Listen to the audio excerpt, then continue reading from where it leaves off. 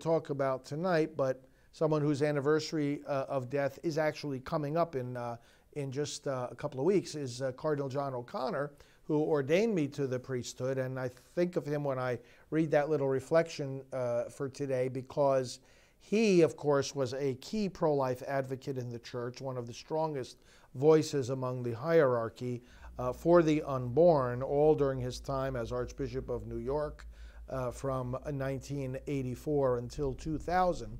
But you know, he visited us regularly at the seminary, and we had there was in the main hallway a chandelier, and it would only be lit when the cardinal was in the on the premises.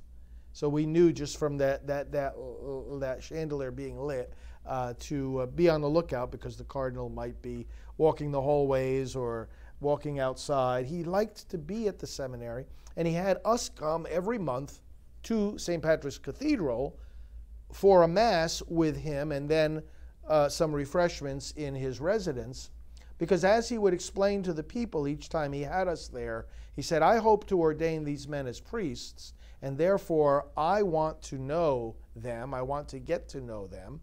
And he said, I also want you to see them and them to see you, because if I ordain them, they're going to be ordained to serve you. So it was a beautiful philosophy of the priesthood. But the point is that in those interactions with him, one-on-one or in these group settings, he, of course, was imparting to us his passion for the unborn and his commitment to the cause of life, which he wanted us to be so strongly committed to as well. That spark was already in my own mind and heart before I came into the seminary. And so with Cardinal O'Connor at the helm, that only poured fuel on the very good fire, which of course is burning brightly in my life right now. Well, Daily Diary segment. Since I spoke to you last about this, just tracking what I do each day, I was here. It's been intense days here at the office, very intense, exhausting days, because so much is going on in the pro-life movement. We're responding to requests for information about these late-term abortion laws, about the movie Unplanned, about the movie Roe v. Wade, which we are happy to be helping with, and it's just getting into its final stages of production. Many other things that are going on. We're interacting with leaders, we're strategizing, we're having conference calls, we're meeting with people. People are coming here, we're to be talking with staff, we're expanding our outreach, we're perfecting our methods of communication. All of these things going on at once makes for very long and intense days here at the headquarters.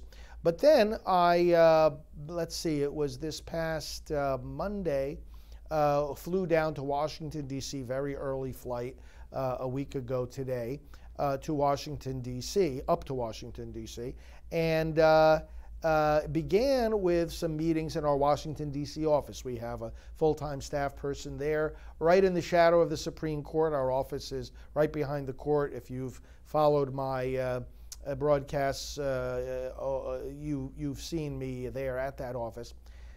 Meetings there. And then I'm also the president of the National Pro-Life Religious Council, which is an interdenominational pro-life group.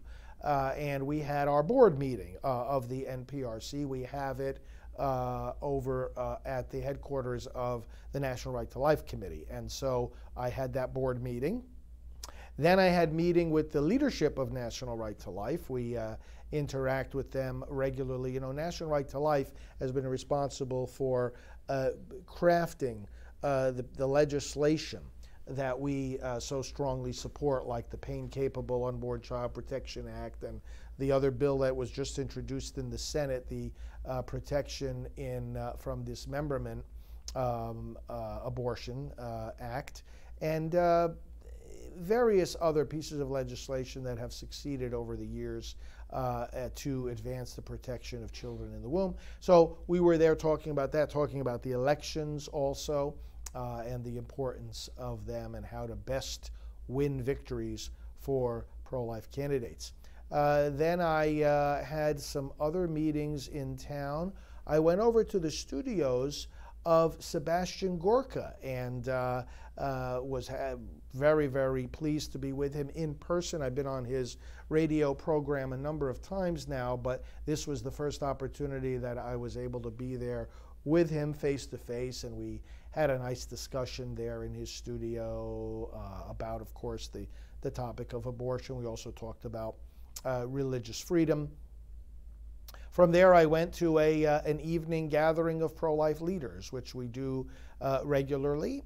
We had a reception for other national pro-life leaders, quarterly meetings of whom I coordinate, and we did that the entire next day, last Tuesday, meeting all day long of pro-life leaders together. It's good for you to know that we do get together in these ways in order to share information, come up with strategic plans, and look for ways that we can combine our strengths as various organizations in a very diverse pro-life movement. The next day, Wednesday, I had some meetings over on Capitol Hill, visited the Senate, the U.S. Senate in particular, and did some work over there, and also in other meetings with pro-life leaders. Visited our friends over at the Susan B. Anthony list. I'm sure many of you also receive their communications and broadcasts, and we, in meeting over there, also discussed the elections of 2020 and also ways to advance pro-life legislation. So very important meetings both with our colleagues in the pro-life leadership and with the people there on Capitol Hill who are writing the laws. We reported on some progress also last week in the Senate in terms of the confirmation of judges and also the introduction of the bill that would protect children from dismemberment abortion. More meetings on Wednesday. Then on Thursday, I flew back here to Florida to then resume all kinds of meetings here at our office, which resumed Thursday and all day Friday. And then I was here over the weekend, again, just trying to catch up on all these different communications with other leaders and groups over the weekend, bringing us right to today when the staff was back here, of course, and we did lots more planning. Planning of trips, for example, that I and other members of our pastoral team will be making in the near future, and then culminating, of course, with tonight's broadcast, which you are watching right now. So that is my Daily Diary segment for today, and always happy to update you on the specifics of how each day goes for the work that we do here. Well, brothers and sisters, I was reflecting today that I wanted to share with you some thoughts about some recent anniversaries. You may be aware of this. And by the way, as we're talking, I invite you to tell me your thoughts about the people I'm going to mention. But I'm also noticing that you have various prayer intentions that you are sending in. And I want to assure you that I lift up all these intentions in my prayers and masses, and our team does the same. We ask them always to pray for all the people who are in touch with us, including in these broadcasts. Back just very recently, on March the 27th, you may be aware that 3 years ago, March 27th was Easter Sunday. Easter came very early that year. This year it comes relatively late. But March 27th of 2016, Mother Angelica passed away. And the foundress of EWTN, someone whom so many of us are inspired by, not just Catholics, but people who love the scriptures, people who loved her, to listen to her down-to-earth wisdom and humor about how to follow the Lord Jesus and put him first in our lives and live the virtues and be sensitive to the Holy Spirit. She had a very, very common sense insight into all these things and taught in such a marvelous way and a courageous way. I learned a lot from her about how to just say things like they are and to courageously name problems for what they are and address them. I learned a lot from her. We first met in the very first year of my work with Priests for Life. We, well, let's see, I started full-time in 93, and then it was in the fall of 93, and I started getting invitations from different pro-life groups to come into their communities. That, of course, has not stopped ever since then. But the pro-life community there in Birmingham, Alabama, asked me to come down and do a few different things. Usually when I come in, I'll do maybe a teaching, a banquet, a prayer vigil at an abortion facility, it's preaching at a parish. In this particular trip, the pro-life community there in Birmingham asked me, or had arranged rather, with Mother Angelica, to have me come on her live show, Mother Angelica Live. And so I said, yeah, that'd be great. I didn't know much about, I mean, I knew Mother Angelica, EWTN, but I really didn't know about it intimately. Well, she had me on the program that night. We talked about my pro-life work. And then the next day, she had me come meet with her privately in her office. We talked more about what I was doing regarding abortion and the fact that Cardinal O'Connor had authorized me to lead Priests for Life. She said, I want you to do a series on this network about abortion. And she picked up the phone right then and there and called one of the producers, scheduled Father Pavone to come in to do taping about abortion. And by January of 1995, Defending Life was airing on EWTN. And it is airing still today. In fact, we just came back a couple of weeks ago from EWTN, where we taped another 13 episodes of this series, which is the farthest reaching, longest airing broadcast on abortion ever created.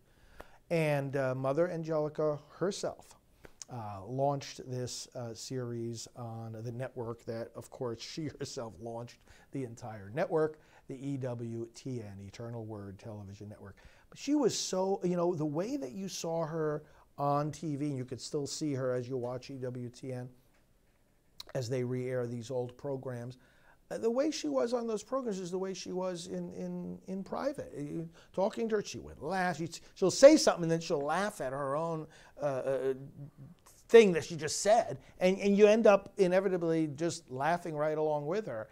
And really great insights in the spiritual life. And again, speaking very, very directly, and not beating around the bush. And one time she had me on, one of the many times that she had me on her live show, and of course we would take calls from the general public. And I remember one time, I mean, the whole setup was that the first half of the show, she would interview the guests, so she was asking me questions. And then the second half of the show, we would take the calls from the audience. And she might say something in answer to the question, but then she'd pitch the question to me, right? A funny thing happened one night on this program. The caller asked about the proper way people should dress when they go to church. And, you know, it's a common complaint that you hear nowadays. Oh, you know, people ought to be, you know, really dressing more formally for church, and they're too careless, and they'll go in and it looks like they're going to a picnic, and, you know, well, or that's all they had to say. Mother Angelica started ranting about this. And she said, oh, how terrible it is of people dressed that look like they're going to the beach. And she started just on and on. And she wasn't stopping. She was supposed to then pitch the question to me and get my comments and go on to the next call, right? She wasn't stopping. And she was ranting and raving about this carelessness of dressing. And then she paused, and I thought, okay, that was good enough. Now let's go on to the next thing. Then she started and she says, and the men aren't any better. And she started talking about the guys coming into church dressed like, you know, they're going to a picnic and shit. And some of them, you come in and you think they're going to start, you know, going on jumping from the ceiling like Tarzan, she said. And everybody was laughing. And I'm sitting there. I said, Mother Angelica, I think we should take the next caller now. She was all out of control. But she laughed, and then we went on to the next caller. But she was, whatever the topic was, She wanted to get people to do the right thing and to do it with a deep sense of the presence of Jesus. It was all about the presence of Jesus. And, one of the suggestions I made to her, too, one time, of course, it never happened. If it had happened, you would have known about it. So would have everybody else. But there was that period of time when I knew Mother Angelica, and Pope John Paul II, who's another person I'm about to talk about with his anniversary recently, Mother Angelica was running EWTN. John Paul II was Pope. And Mother Teresa was alive and doing the work she did and giving the example she gave.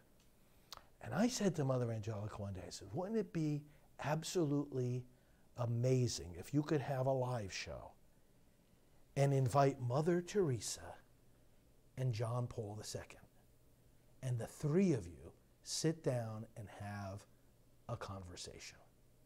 Wouldn't that have been the best videotape of a conversation in Catholic history? It didn't happen. Of course, inviting the Pope, that's not an easy thing, but who knows? Maybe on one of his visits to the United States, that could have been arranged. She did at one point ask Mother Teresa to come on the set. But Mother Teresa, she didn't like the cameras. She didn't like the cameras. I remember the first time when I visited with her over there in Calcutta, it was like, bending over backwards just to ask her to do a few still shots. We did a few little bit of videotaping of her too. But after that, at a certain point, she said, "Okay, that's enough with the cameras." It was a penance for her, all the publicity she got. But she, in response to Mother Angelica, she said to her very simply, she said, she appreciated the invitation, but she said, "Mother," she said, "you have your apostolate and I have mine." So Mother Teresa did not feel called to be in front of the cameras. She felt called to be picking up the poor and the sick and the dying from the streets. So the anniversary of Mother Angelica, March the 27th, we continue to learn from her and follow her example. Then, March the 31st, now Mother Angelica died only 3 years ago. March the 31st, back in 2005, Terry Schiavo died. And Terry, of course, was a very sad situation of court-imposed starvation and dehydration. And it was a long battle that her family was involved in for many years. They came to know me in the course of all of that. Actually, through EWTN, they initially came to know me. And when the time came when the battle for her life was coming to a climax, and basically in a nutshell, remember, Terry had a brain injury. It's still not clear how or why it happened. Her husband became estranged from her, and then he, having the power of attorney over her medical treatment, decided that she shouldn't get any more and wanted the courts to declare that she should not get any more treatment of any kind, not just food and water, but sunlight and exercise and any kind of treatment, nothing at all. And meanwhile, this is her estranged husband who had already gone off and made a life with somebody else.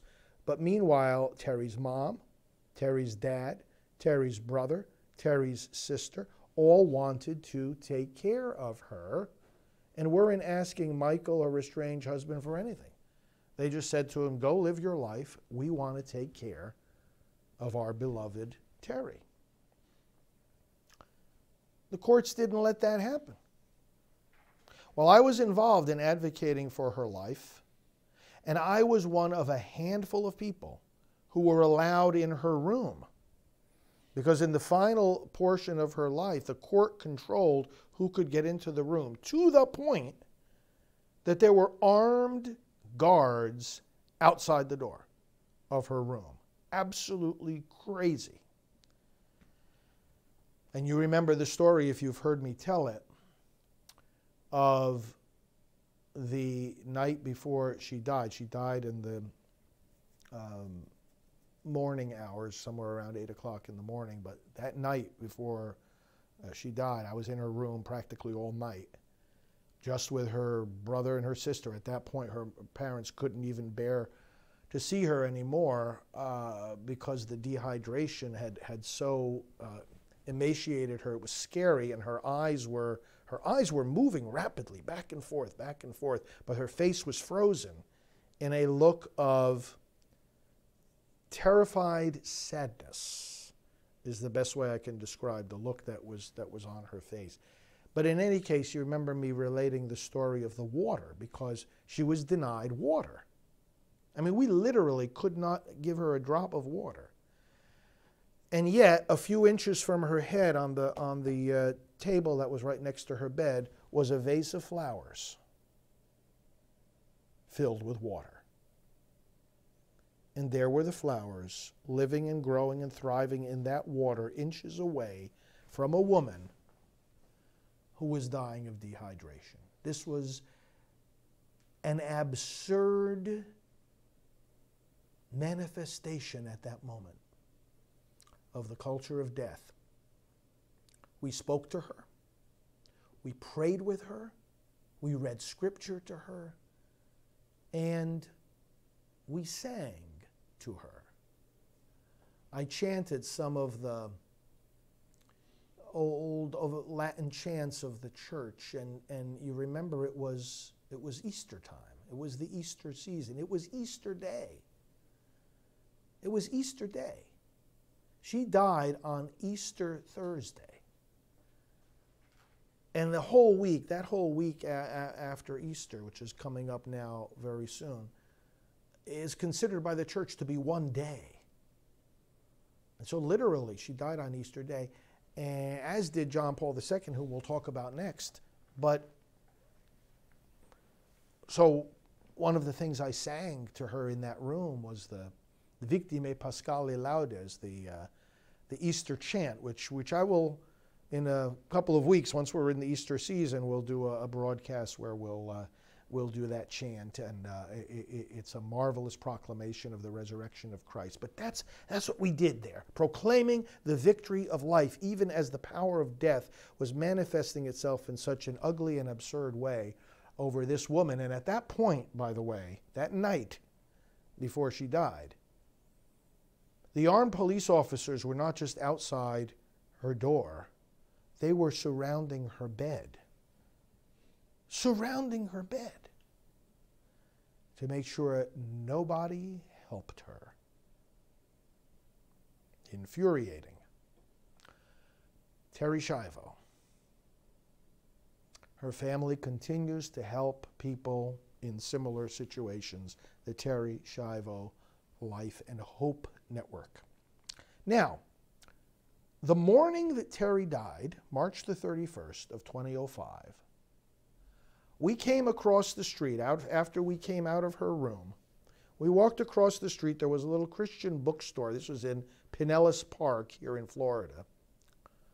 And the owners of that Christian bookstore had closed the place for that period of time to let the family use it as a place to stay and meet and be close there to the hospice. And you know what was in between the bookstore and the hospice? All lined up and down the street as if at a county fair, booth after booth after booth of national and international media outlets. It was a sight to see. Cameras everywhere, all up and down, interviewers. Sean Hannity was there, and Anderson Cooper was there, and Larry King at the time was there, and I was interviewed by them all, and they were all set up right there. You know what the irony was? They had all those cameras there, reaching the whole world, and no one could see what was going on inside that room. I could see it, and so I came out of the room, and I went in front of the cameras, and I talked about it. But nobody could see what Terri looked like. And that's why the advocates of euthanasia could get away with the outright lie that, oh, this was a peaceful, beautiful death. Oh, no, it wasn't. Don't tell me. I was in the room. was horrifying, anguished, terrifying, ugly, violent. Oh no, but they want to say, oh, well, you know, death with dignity. There was no dignity about the way that she was killed, murdered. We'll get into that some other time at greater length. But go to our webpage about all this, priestforlife.org/Terry. You'll see the sermon I gave at her funeral and other reflections I gave and pictures from that day, et cetera, et cetera. There's a lot we could say. But the point I want to get to is the morning she died. So we went over to that little Christian bookstore, and we were just, you know, in a dazed state of mind. She had just died, and someone walked into the room. I think it was the attorney for the family at the time, David Gibbs, a wonderful Christian attorney, walks into the room and says this to us: John Paul II has just been put on a feeding tube. Now here we were, the whole controversy with Terry was the removal of the feeding tube and the removal of any other kind of care, including water. And John Paul II, who had spoken out about Terry, was now on a feeding tube himself. We were like absolutely dumbfounded. Our mouths were open. We were standing there. We couldn't talk. We couldn't move. We couldn't believe it. What was God saying to the world? Unbelievable. Unbelievable. That was the morning of March 31st of 2005. The night of April 2nd, just 2 days later, John Paul II also died. They died within 3 days of each other. John Paul II was the Pope of life. John Paul II was John Paul the Great. And he's a saint. Can there be any words to describe the impact that his teaching and his example left upon the church and upon the world? I was so privileged to know him personally since, well, I first met him, I was still in seminary, so it was in the mid-1980s. I think it was 1985 that I first met him through Cardinal O'Connor, bringing some of us seminarians to Rome and arranging for a meeting with the Pope. But in subsequent years, I would get to meet him many, many times because, again, through Cardinal O'Connor, I was asked to work at the Vatican for a couple of years in the office that at that time handled pro-life activities for the whole church throughout the world. And they knew I was already leading Priests for Life, and it was already growing successfully. And they asked me to come over there and help with the ministry that the church does to encourage pro-life activities and pro-family activities throughout the entire world, a Pontifical Council for the Family. That was under John Paul II. And so while there, I was able to meet him numerous times. He would come over and give talks to special gatherings of leaders that would come in to meet with us at the Council for the Family. I'd go over to his private chapel periodically with small groups for Mass, in morning Mass, and we would see the intensity of his own prayer life was absolutely amazing. We would go into the chapel, of course, before Mass began, and he'd be just kneeling there motionless. You would think it was a statue. Motionless, deep prayer and contemplation. And then we would have the Mass with him. And then after the Mass, we would go, and the picture you see there of me with him is in one of those moments after the Mass. We would go into his library, and everyone who was in the chapel would stand around the perimeter of the room, and then he would come in and go around greeting each person and exchanging some words and giving his blessing. But he was intensely focused on life, on the battle, so aware that this was a battle, so aware that this was a war, so aware that this was a priority, the priority for the church and for the world. That's why he convened a special consistory of cardinals in 1991 to address the problem of abortion, to address the problem of the deliberate taking of human life in our world by evils like abortion and euthanasia, what the unborn suffer, what people like Terry Schiavo suffer. He called together the cardinals of the world, and he said, we have to address this. And it was in the context of that the suggestion came forward that there be an encyclical issued by the Pope to highlight the seriousness of these issues, and that ended up becoming the document Evangelium Vitae, the Gospel of Life. And that really was a blessing to our own ministry of Priests for Life, because I started full-time with Priests for Life in 93. The organization started in 91. I started full-time in 93. That encyclical came out in 95. So that was like right at the beautiful beginning of this work. It was like our marching orders, a Magna Carta for the whole pro-life movement. And then it was in 97 that I ended up being there at the Vatican for those 2 years. And I saw close up the importance that he placed on that document, the Gospel of Life, Evangelium Vitae, and the impact, of course, that it was having on the whole world and on the whole pro-life movement. So, St. John Paul II, anniversary was the 2nd of April. And then the fourth person that I want to mention, I've mentioned Mother Angelica, whom I knew very well, Terry Schiavo, at whose side I was many times, John Paul II. The fourth person I did not know personally, but I know his family very well, and that is the Reverend Dr. Martin Luther King Jr. And it was on April the 4th, back 51 years ago, that of course he was assassinated, and in witness to his great struggle for civil rights, for human equality, for the real meaning of peace. And when you read his writings, when you listen to his teachings, when you understand his philosophy, when you look at the cause for which he was fighting and gave his life, and for which the whole civil rights movement stood, you understand that this is the same cause we are fighting now. Life. The equal dignity of every human life.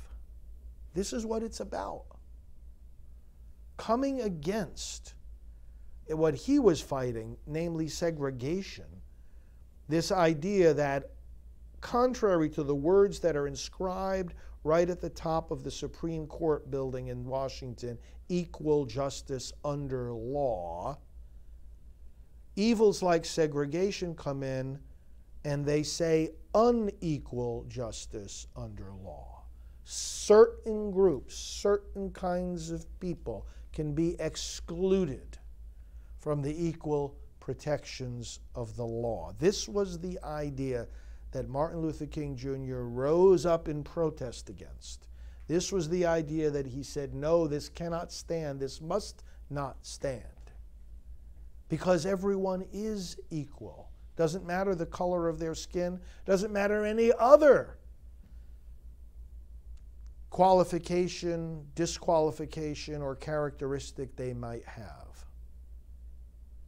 I have a dream, he said, that the day will come when these divisions will be healed, when the sons of former slaves and the sons of former slave owners could get together in harmony, where people will be judged not by the color of their skin, but by the content of their character. When justice, as the prophet Amos says, will roll down like a mighty river. Well, isn't that what we're working for now in the pro-life movement? That there should no longer be any group of people, in this case, the children in the womb, who are considered unequal to everybody else. But that's the fundamental problem we have here. It's a prejudice. against the children in the womb. It's a blind spot against the youngest human beings. It's an idea, a vicious and violent and destructive idea, that somehow they're less worthy of our attention and protection than anybody else. And that's the error. That's the falsehood. That is what we must rise up against and protest, that somehow you are forgetting these children. They're so forgotten, so easily forgotten. The message is the same, brothers and sisters, the equal dignity of every human life. Mother Angelica rose up and spoke boldly and clearly right in the face of the evil of abortion, euthanasia, racism, and any other kind of evil. John Paul II led the world in the proclamation of the gospel of life. He spoke up for people like Terry Schiavo, whom the culture of death extinguished by court-ordered dehydration and starvation. And Martin Luther King Jr. had set the tone decades earlier with his clear articulation of nonviolence, of equality, and of justice. Can we learn from these people? Can we take inspiration from these people in how they fought against injustice, how they suffered injustice themselves, but on how they were in union with God, each in their own way, urging us to do the same. People of faith, all of them. People of faith, people who loved justice. Let's, brothers and sisters, as we think about them, renew and redouble our own commitment to fighting for what is right, speaking what is true, doing what is just. I often think, when I consider the people that God has put in my path, in the case of Martin Luther King Jr., his family, of course, Alvita has been in this very chair here and talked to you and is part of our team here at Priests for Life. We interact with her every day. And her mom, Naomi, and I know the other relatives as well, all Martin Luther King's closest living relatives, I'm privileged to know and to interact with. Brothers and sisters, when I think about the people God has put in my path, and many others here tonight that we could speak about, it gives me a deep sense of responsibility. And I hope you share in that as well, because we've been privileged to live in a time where we could see for ourselves and hear the words for ourselves of all these people. And that has to put a burden on us. It's inspiring, and it's also a tremendous burden to say, okay, why did God put them in our path? Because He has a calling on our lives. And we need to rise up and meet that calling and do what it is that He's calling us to do. Speak what He's calling us to speak. Never be afraid. Never be afraid.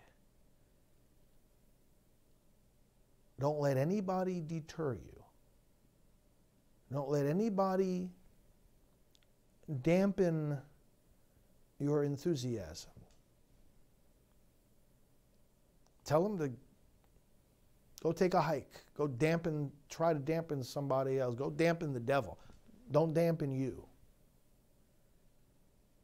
Don't let anybody give you a watered down version of your mission.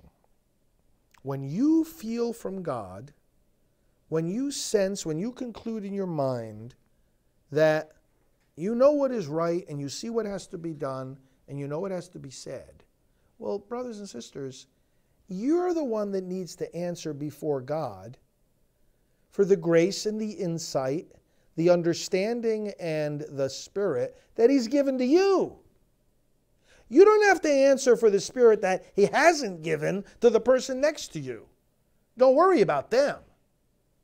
They're going to have to answer to God for whatever insight he gave them and whatever understanding they have about what they have to do and whatever level of courage they happen to have in their heart. But if you have a clear understanding and a passion and a desire to do what is right and a willingness to suffer for what is right, my goodness, brothers and sisters, we have to respond to that. And we have to respond to that in a way that is faithful and constant and unafraid and not going to be deterred by anyone, and let me underscore, that means anyone around us. Any human being on earth. They're not our judge, none of them. Only the God who gives us the insight and the courage and the opportunity to do the kind of good that people like Mother Angelica did, Mother Teresa, Cardinal O'Connor, John Paul II, and so many others. Do it, and I want to give you a blessing tonight to give you strength to continue to do it and to do it even better. May the Lord send his Spirit upon you tonight. As we have thought about these great examples of faith, may he make you also a great example of faith. As we have spoken about these warriors for justice, may he work through you to bring about justice, and may he bless and protect you always, the Father and the Son and the Holy Spirit. Amen. Well, we'll be back with you again tomorrow morning at 9 a.m., and we'll look forward to chatting with you then. Meanwhile, this is Father Frank Pavone, National Director of Priests for Life. Thanks for joining me, and have a restful night. But you know what? When you and I take up this call and we talk about abortion, if we speak about it in church, we're told we're too political. If we speak about it in the political arena, we're told we're too religious. If we speak about it in the world of the media, it's too disturbing. In the world of business, it's too distracting. In the world of education, it's too controversial. In the streets, it's too disruptive. So abortion, if abortion is wrong, where do we go to say so? We go into the churches, we go into politics, into the media, into business, into education, and into the streets. Some churches haven't wanted to get involved in political hassles with the government, so they've been silent on abortion. They didn't want to get involved in hassles from the government. They didn't want to take the fight to the government. So now with the HHS mandate, the government took the fight to them. And when it comes to that mandate, we've got a simple message. We will obey God rather than men. As Alveda can tell us, her uncle said one day to the civil rights movement, we've got a lot of obstacles in our way, but we're not going to let anything turn us around. We're not going to let no dogs turn us around, no water hoses turn us around, no police clubs or jail sentences, and we're not going to let any injunctions turn us around. And so today I say to you, in the pro-life movement, no Planned Parenthood